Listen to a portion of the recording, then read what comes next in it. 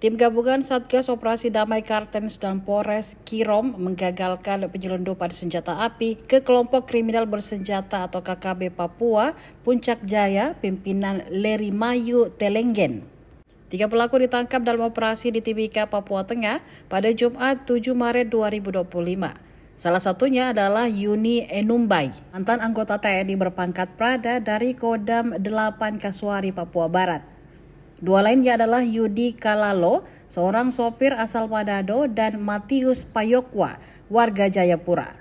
Dari tangan mereka, aparat menyita 4 pistol G2 Pindad, 2 senjata laras panjang SS1 V1 Pindad, 623 butir amunisi kaliber 5,56 mm, dan 250 butir amunisi 9 mm.